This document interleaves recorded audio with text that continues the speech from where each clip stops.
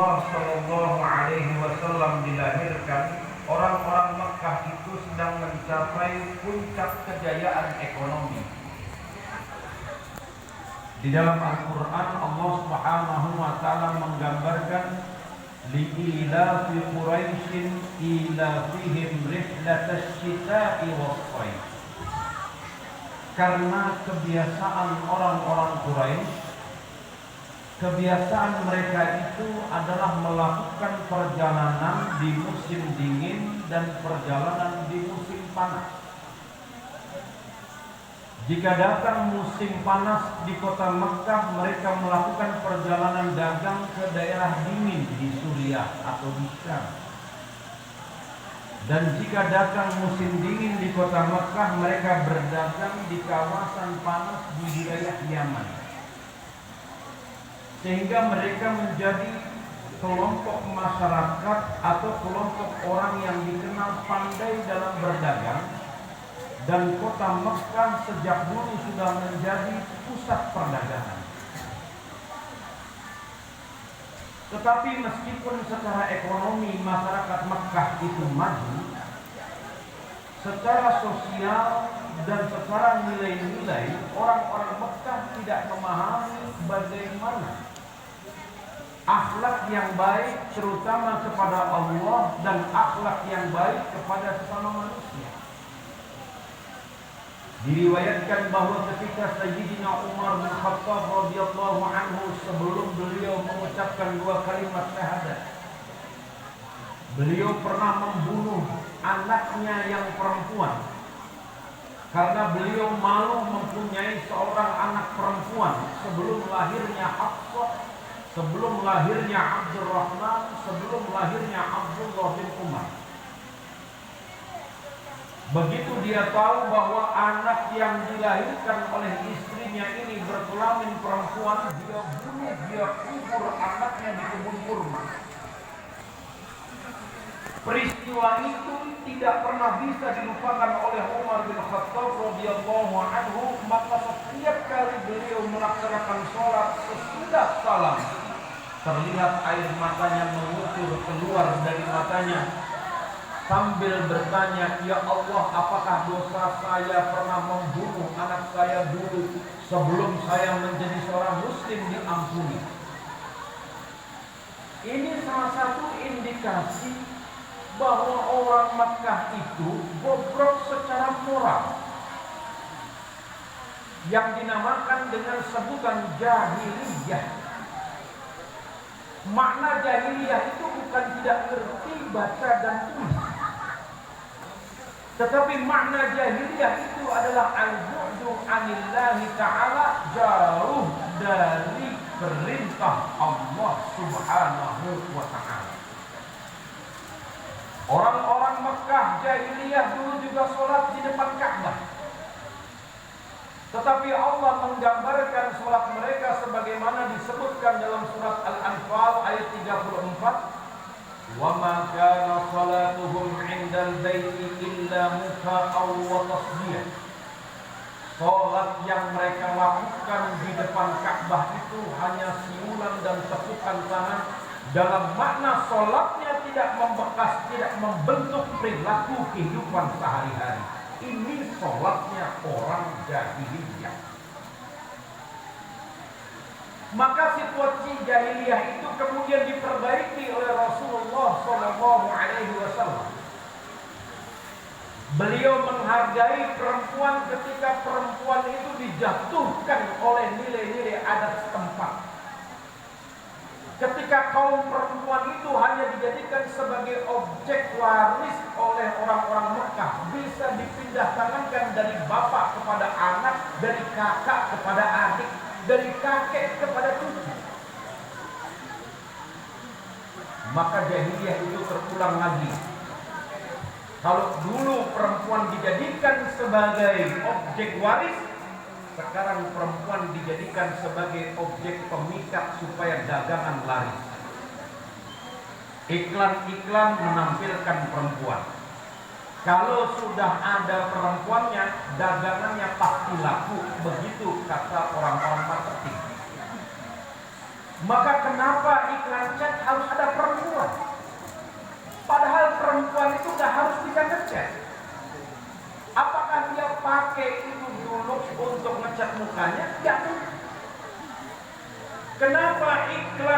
semen itu harus ada perempuan. Padahal perempuan itu nggak perlu semen untuk jadi bedah. Semua pakai perempuan, dijadikan sebagai objek. Kalau nggak ada perempuannya nggak enak Pak.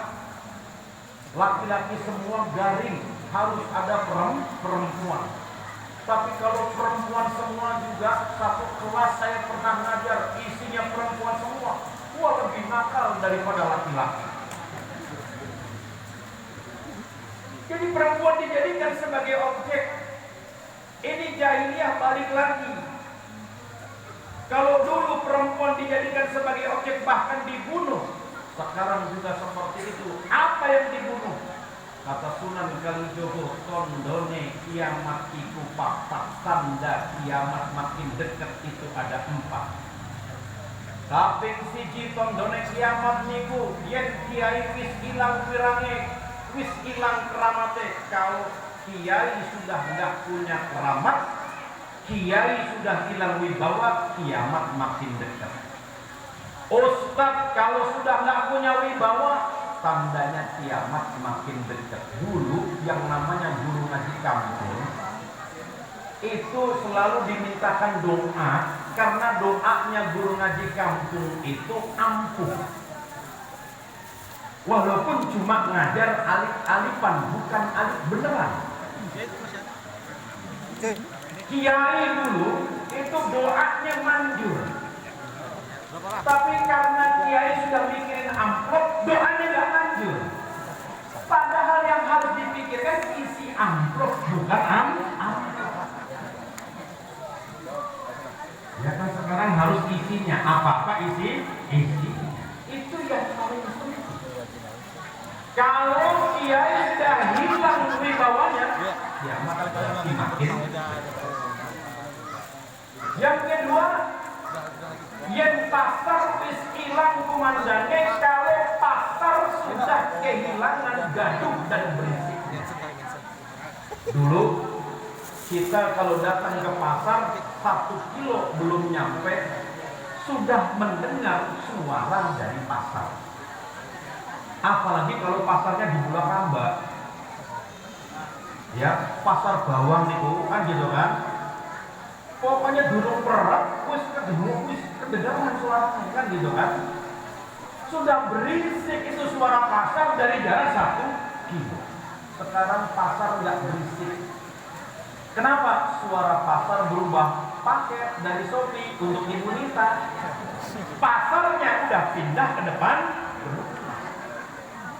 Malah ke pasar makan GoFood, ya kan? Sehingga akhirnya banyak anak perempuan gara-gara GoFood nggak bisa masak. Ini Bu, yang harus kita kasih tahu anak kita, belajar masak deh, karena nanti suami kamu nggak mungkin kalau ijab kabul akad nikahnya maharnya adalah aplikasi GoFood, nggak mungkin. Pasar sudah kehilangan komandangnya. Artinya apa? Ada gangguan, ada distraksi dalam kehidupan ekonomi. Ini Sunan Kalijaga 300 tahun yang lalu sudah memprediksi, sudah memperkirakan begini tanda-tanda makin dekatnya kiamat. Yang ketiga, tanda kiamat itu adalah yen kali wis ilang kedunge, kalau kali sudah hilang kedungnya. Apa itu kedung? Orang Sunda nyebutnya lewi, orang Minang nyebutnya lubuak. Ya. Tempat ikan itu bertelur, tempat ikan membesarkan anaknya, itu namanya kedung. Sekarang kedung sudah hilang, airnya disedot jadi air mineral. Ini diambil dari kali. Maka Aqua tidak memproduksi air, dia cuma jualan plastik. Airnya diambil dari kali. Yang keempat, yen wong wadon wis ilang wirange, kalau orang perempuan sudah hilang rasa malunya.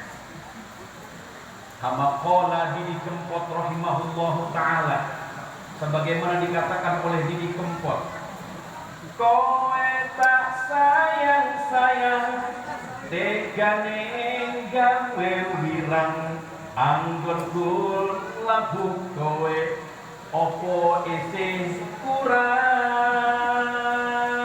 Sayang ini pakai hadro, nggak bisa ya. Coba kalau koplo,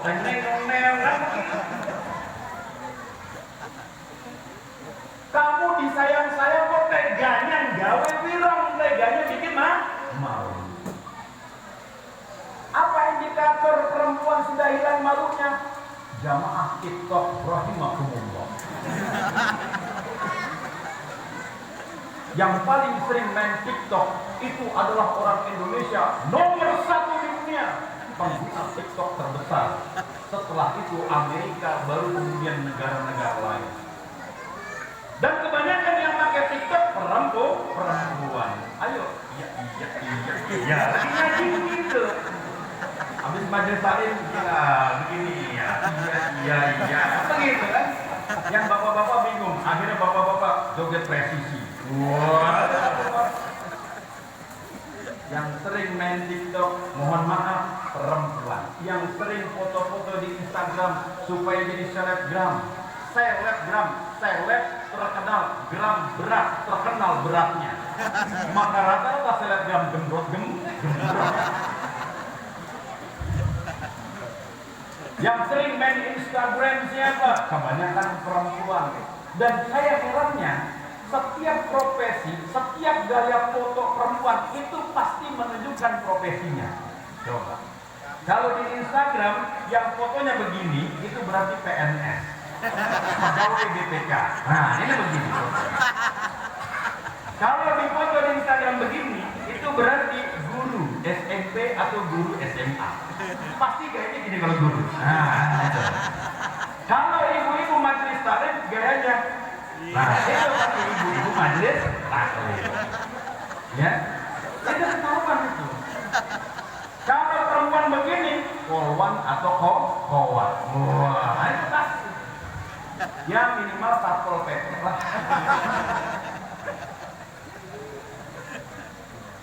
Jadi kalau orang perempuan sudah nggak punya malu, ya Allah, joget-joget. Makanya dibilang sorga udah nggak lagi di bawah kaki ibu. Kenapa? Ambruk sorganya, enggaknya joget-joget.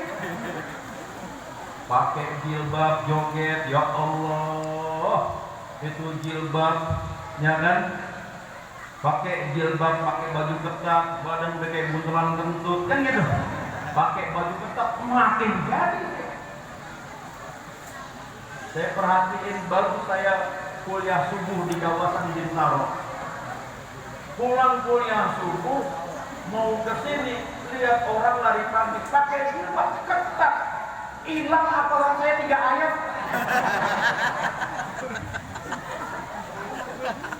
Batal gue, ya Allah. Habis kuliah subuh ceramah tentang menjaga pandangan, nyetir mobil, ngeliatnya begitu, ya Allah, hampir nabrak. Karena pertanyaannya mirip bininya temen gue itu, kan begitu. Ini jahiliyah, Bapak Ibu sekalian, terulang lagi. Jadi jangan dibilang zaman jahiliyah udah nggak ada. Jahiliyah itu bukan zaman, jahiliyah itu nilai-nilai. Jahiliyah itu pemahaman, mindset, apa yang ada di pikiran kita. Maka apa yang ada di dalam pikiran kita tidak bergantung kepada zaman. Zaman itu cuma casingnya berubah, isinya tetap sama. Jadi jauh dari perintah Allah. Maka sekarang itu jadi orang benar agak susah, Bu. Kenapa? Karena di mana-mana dosa, sebagaimana dikatakan oleh Nasidaria. Begini dosa, begitu dosa, di mana-mana berbuat dosa. Begini dosa, begitu dosa, di mana-mana berbuat dosa. Sebaik-baik orang berdosa, yang bertakwa pada Tuhannya, menghapus dosanya dengan amal